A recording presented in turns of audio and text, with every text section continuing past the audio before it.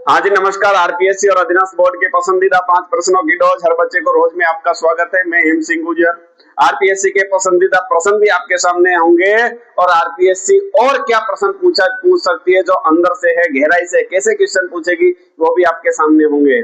चलिए शुरुआत करते हैं। आज का पहला क्वेश्चन साइंस का है। मानव शरीर में एंटीजन और एंटीबॉडी, तो याद रखना एंटीजन और एंटीबॉडी के अध्ययन को क्या कहा जाता है।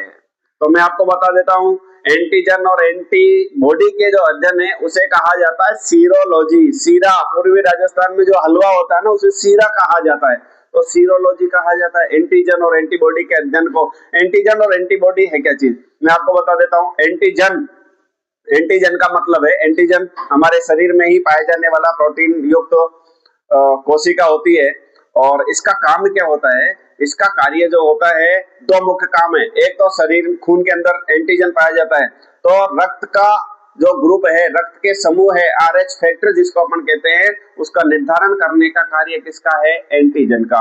दूसरा, बाहरी पदार्थों का पता लगाना। बाहरी पदार्थ क्या हो सकते हैं, बाहरी पदार्थ में बैक्टीरिया, जीवाणु, विषाणु जो भी है, तो उनका पता लगाने का काम भी किसका है, एंटीजन का है। तो एंटीजन का काम रक्त समूह का निर्धारण और बाहरी पदार्थों का पता लगाना, दोनों मुख्य काम है।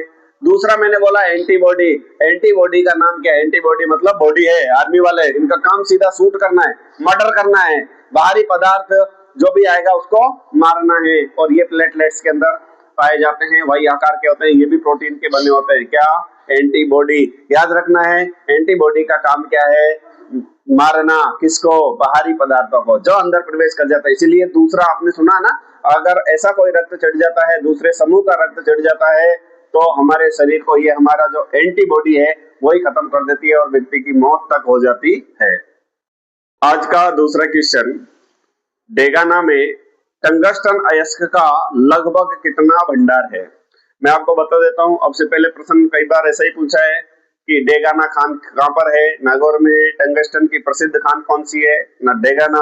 तो ये बार बार में क्वेश्चन आते हैं। अब ऐसे क्वेश्चन नहीं आएंगे क्योंकि अब ऐसा प्रश्न पूछेगा तो 20 लाख में से 20 लाख ही इसको सही करेंगे। अब क्वेश्चन अंदर से बनेगा। पहला तो, भारत में टंगस्टन की सबसे बड़ी खान कौन सी है, तो मैं आपको बता देता हूँ, डेगाना खान है। दूसरा, अब प्रश्न जो पूछा जा सकता है कि इसके भंडार लगभग कितने हैं, तो लगभग 23.92 23.92 मिलियन टन इसके भंडार है। किसके, टंगस्टन के।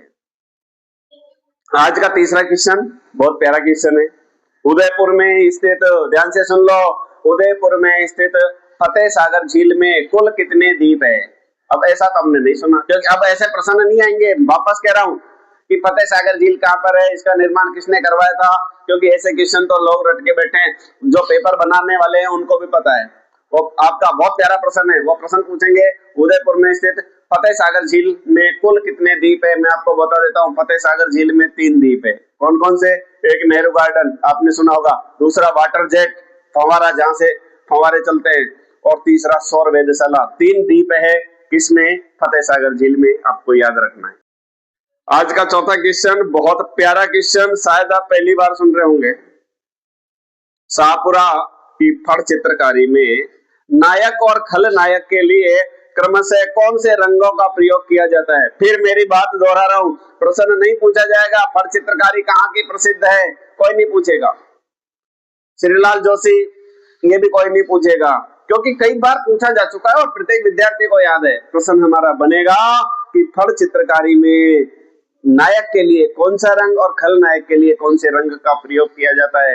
अगर ऐसे पूछ ले कि सर्वाधिक किस रंग का प्रयोग हुआ है, तो भी आपको याद रखना है। मैं आपको बता देता हूँ, नायक जैसे किसी भी लोक देवता की फड़ बन रही है, जैसे अपन बात करते हैं रामदेव जी की फड़ बन रही है, या फिर पाबू जी की फड़ बन रही है, तेजा जी की फड़ है, या देवनारायण जी की है, तो जो लोक देवता है उसे तो लाल रंग से, ध्यान से सुनो, ये नायक है।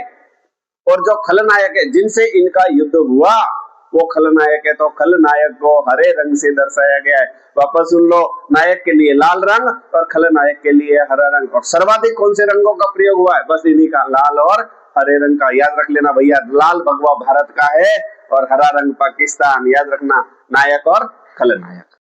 हाँ जी, आज का पांचवा और अंतिम क्वेश्चन, राजस्थान में मगरा क्षेत्र विकास कार्यक्रम में कौन कौन से जिले शामिल है, मैं आपको बता देता हूँ।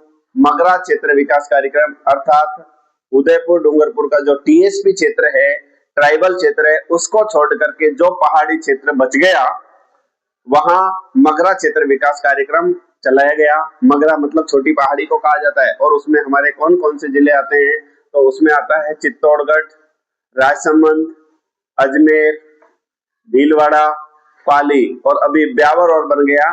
पहले 5 जिले थे, अभी 6 जिले मगरा क्षेत्र विकास कार्यक्रम में शामिल है। अर्थात उस क्षेत्र का विकास करने के लिए, वहां पेयजल आपूर्ति करने के लिए, अर्थात सर्वांगीण उस क्षेत्र का सारा विकास करने के लिए ये कार्यक्रम चलाए जाते हैं। जैसे मेवात क्षेत्र विकास कार्यक्रम है, वो अलवर भरतपुर में चलाया गया, नाम उसका मेव जाति के नाम से पड़ा। डांग क्षेत्र विकास कार्यक्रम में जो डांग के क्षेत्र में जैसे करौली है, धौलपुर है, सवाई माधोपुर में चलाया जाता है।